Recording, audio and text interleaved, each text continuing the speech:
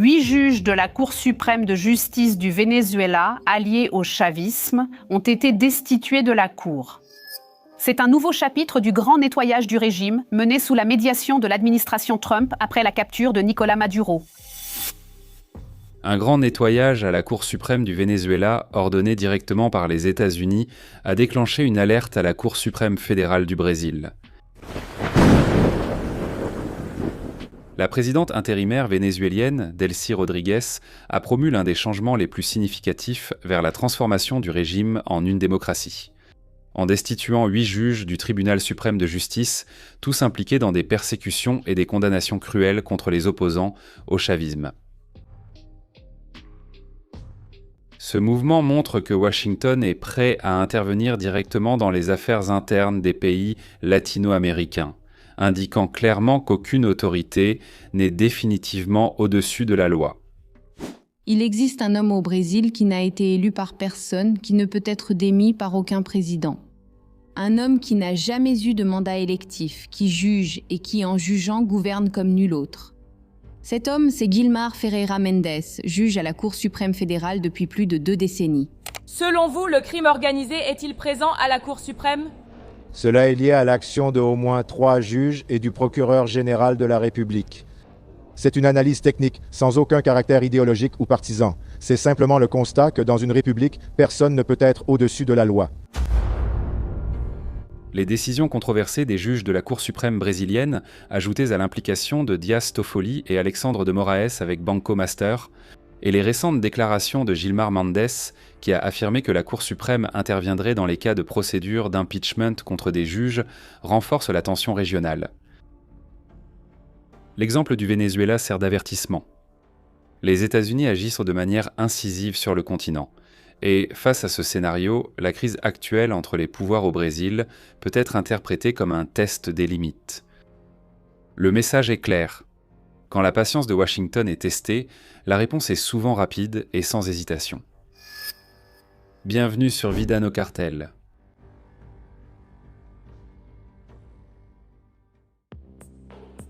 La chute de 8 juges de la Cour suprême vénézuélienne, qui équivaut à le tribunal suprême fédéral au Brésil, représente un tournant historique car ces magistrats étaient considérés comme intouchables au sein de la structure chaviste.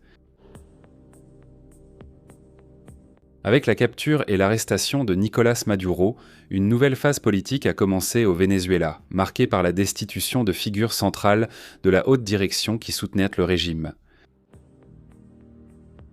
Ce changement, bien qu'il soit mené par une présidente intérimaire liée au chavisme, montre que la pression internationale, en particulier celle des États-Unis, est en train de remodeler le paysage politique du pays. Bien que Delcy Rodríguez maintienne des noms controversés, comme Diosdado Cabello au ministère de l'Intérieur, la pression sur Caracas reste intense.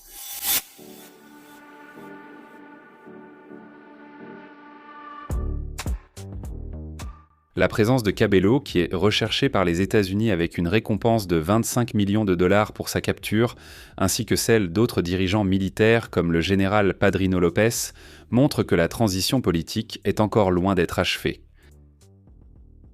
La Maison-Blanche, selon les analystes, semble utiliser la présidente intérimaire comme un pion stratégique pour préparer le terrain à de futures actions plus incisives. Parmi ces actions possibles, la capture de Diosdado Cabello et du général Padrino López est considérée comme une priorité absolue par Washington. Cela renforce l'idée que les États-Unis ne cherchent pas seulement à affaiblir le chavisme, mais aussi à éliminer des figures clés qui représentent une résistance à l'avancée démocratique au Venezuela. Le mouvement actuel peut donc n'être que le début d'une offensive plus vaste, avec des répercussions directes sur la politique régionale et l'équilibre des pouvoirs en Amérique latine.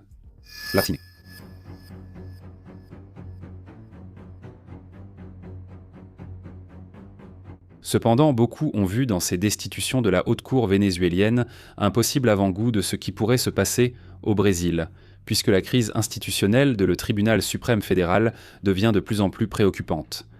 Un reportage du journal O Globo a révélé des messages que le propriétaire de la banque Master, Daniel Vorcaro, a envoyés au ministre de la Cour suprême, Alexandre de Moraes, le jour où il a été arrêté pour la première fois. Le reportage a montré des captures d'écran de 9 messages envoyés par Daniel Vorcaro à Moraes le 17 novembre de l'année dernière. Les données se trouvaient sur le téléphone portable de Vorcaro, saisi ce même jour par la police fédérale.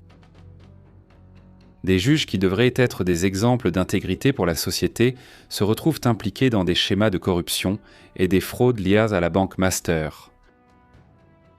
La police fédérale a confirmé le lien du ministre Dias Toffoli comme associé d'un complexe hôtelier financé par un fonds lié à la banque Master, de même que le cabinet de l'épouse d'Alexandre de Moraes.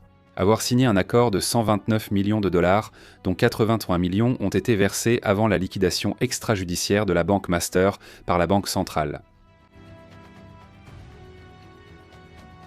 Ces faits soulèvent de sérieux doutes quant à la crédibilité de la plus haute cour du pays.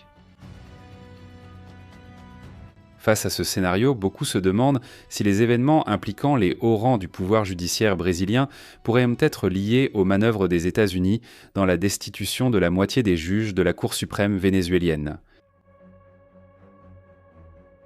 La comparaison est inévitable.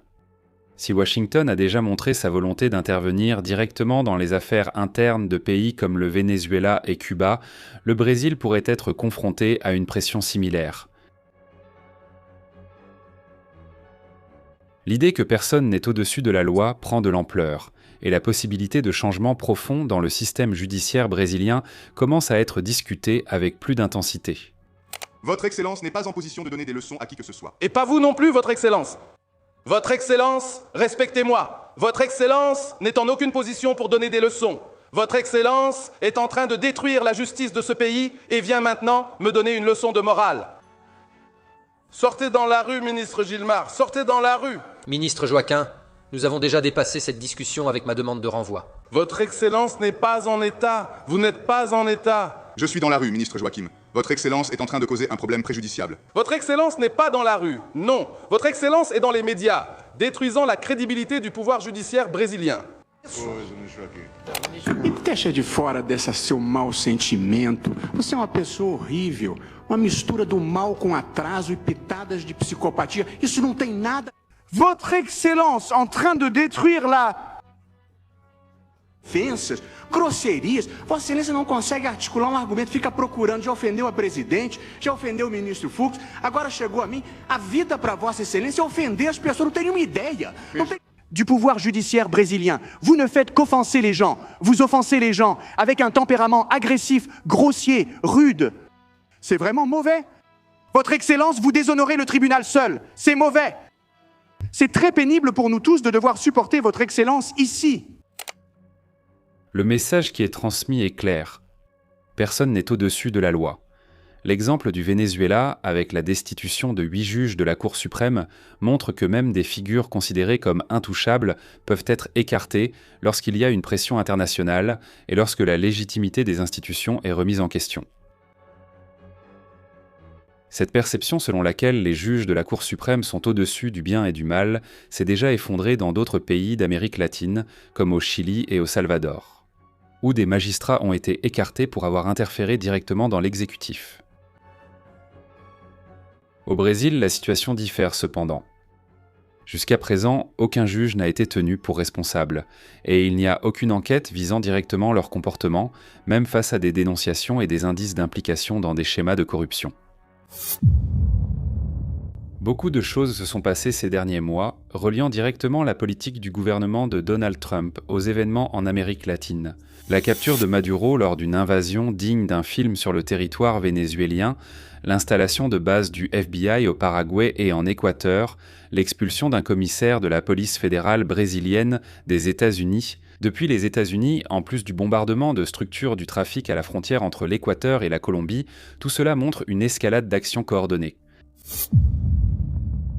Maintenant, avec la destitution de 8 juges de la Cour suprême vénézuélienne et l'avancée du bouclier des Amériques, il devient évident que Washington est déterminé à affaiblir non seulement les tentacules des factions criminelles, mais aussi l'influence des régimes autoritaires sur le continent. Face à ce scénario, un doute inévitable surgit. Est-ce que ces actions dans le domaine politique et militaire des États-Unis peuvent atteindre directement la Cour suprême fédérale au Brésil ? La pression internationale a déjà montré sa force dans d'autres pays et la crise institutionnelle brésilienne pourrait devenir la cible de mesures similaires.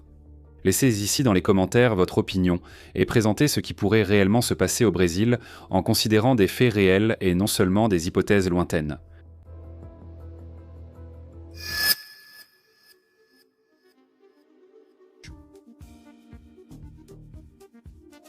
Ici, sur Vida no Cartel, vous restez au courant de tout ce qui se passe dans le monde militaire.